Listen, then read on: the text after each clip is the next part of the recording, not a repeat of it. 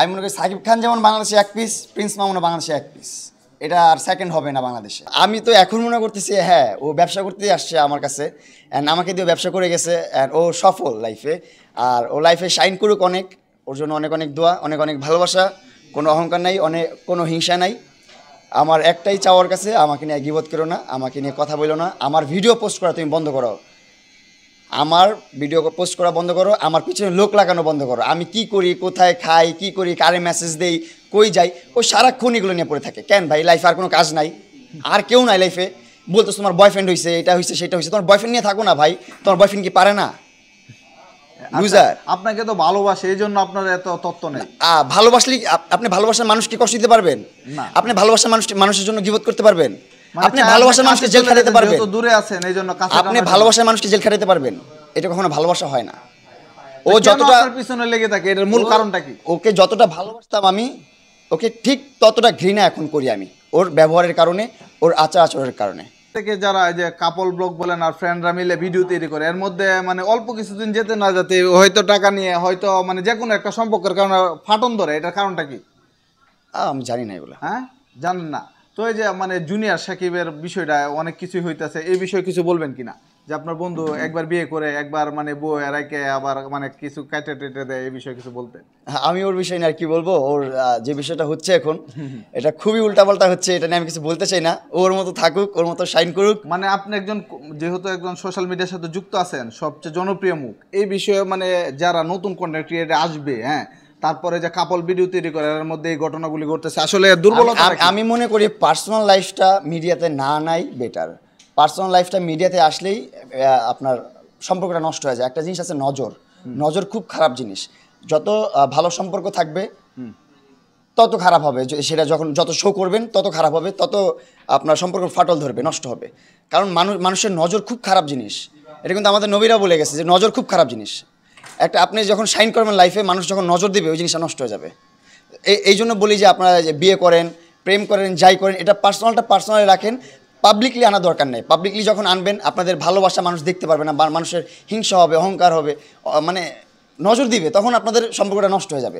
So personal লাইফটা পার্সোনালভাবে রাখা আমি মনে করি যে ফার বেটার, তাহলে ওই সম্পর্কটা নষ্ট হয় না আর। আচ্ছা, বর্তমানে এই যে একটা কথা আছে যে ভিউ বাণিজ্য, মানে পার্সোনাল ফ্যামিলিটা নিয়ে আসলে মানে ভিউটা বেশি হয়, এই জন্য আনে।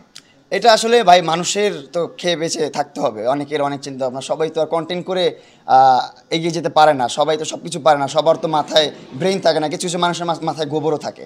সো তারা হচ্ছে এরকম হচ্ছে যে বউ ব্যবসা করে, এটা করে, সেটা করে, তো ওদের সাবজেক্ট আমি বলতেই চাই না, ওদের মতো থাকুক ভাই, কন্টেন্ট করুক। আমি মনে করি কন্টেন্ট করে ওঠাটা অনেক কষ্টের, অনেক কষ্টসাধ্য। মানুষ এখন কী করে, বাংলাদেশে একটা হাইপ চলতেছে, হুট করে একটা কন্ট্রোভার্সি করলে ওই ভাইরাল, ওরে নিয়ে এখন মনে করেন ফটোশ্যুট করবে, আপনার প্রমোশন, ব্র্যান্ড প্রমোশন করবে, এটা করবে, সেটা করবে। আপনি দেখেন না এই আন্দোলনে উল্টাপাল্টা মানুষ যারা ছিল, যারা মনে করেন যে কন্ট্রোভার্সিয়াল যারা ছিল, তারা কিন্তু এখন অনেক ভাইরাল।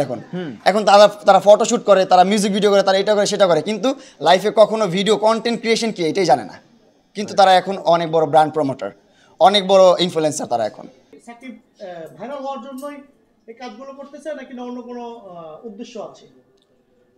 আসলে ওর পার্সোনাল লাইফ নিয়ে আমি আর কি বলবো। আমি মনে করি যে এই জিনিসগুলো যদি পার্সোনাল থাকতো তাহলে খুব ভালো হতো।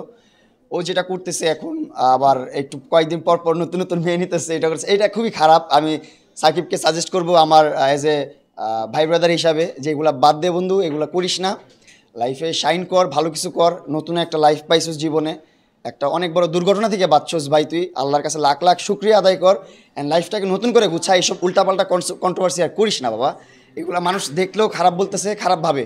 এখন যখন তুই এত কন্ট্রোভার্সি করবি তখন আমার পরিচিতিতেও শরম লাগবে যে জুনিয়র সাকিব আমার একটা ফ্রেন্ড, আমার আশেপাশের, এটা আমি বলতেছি বন্ধু হিসাবে, যেই থাকুক তোর আশেপাশে সেও লজ্জা পাবে যে সাকিবের নাম নিব, ও তো এত কন্ট্রোভার্সি করতেছে, একদিন এই মেয়ে, একদিন ওই মেয়ে, একদিন সেই মেয়ে, মানে এগুলো করিস না ভাই।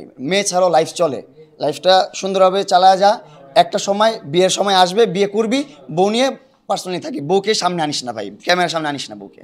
অবশ্যই আমার মিডিয়াতে সবার সাথেই ভালো সম্পর্ক, অ্যান্ড সবাইকে আমি অনেক শ্রদ্ধা করি, ছোট বড় যত কন্টেন্ট ক্রিয়েটার আছে সবাইকে আমি সম্মান করি।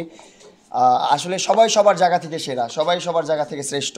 আমি মনে করি সাকিব খান যেমন বাংলাদেশে এক পিস, প্রিন্স মামুনও বাংলাদেশে এক পিস, এটা আর সেকেন্ড হবে না বাংলাদেশে। প্রিন্স মামুন হওয়ার পিছনে অনেক বড় গল্প ভাই, একদিন সময় নিয়ে বসবো। আজকে তো অলরেডি অনেক টাইম দিয়ে ফেলছি, অ্যান্ড আজকে শর্টে শেষ করে ফেলি আমরা। প্রিন্স মামুন হওয়ার পিছনে অনেক স্ট্রাগল আছে ভাই, অনেক কষ্ট করছি ভাই। না খেয়েও ভিডিও করছি, রাস্তায় রাস্তায় ঘুরে ঘুরে ভিডিও করছি, এই লোকেশন সেই লোকেশন সেই কত কিছু করছি ভাই। নিজ মানে আইডিয়াতে নিজ আইকিউতে যতটুকু সম্ভব ছিল ততটুকুই করছি। আমার কোনো মানে ডিরেক্টর এটা সেটা এইগুলো নিয়ে কাজ করিনি আমি তখন, ঠিক আছে। একা একা অনেক স্ট্রাগল করছি, 2018 সাল থেকে এখন পর্যন্ত স্ট্রাগল করতেছি, নিজেকে তৈরি করতেছি, ভালো হবে ইনশাল্লাহ। মিডিয়া ইন্ডাস্ট্রিতে ভালো কিছু করবো। ছোটোবেলা থেকে আমি একটু ফ্যাশন প্রেমী মানুষ।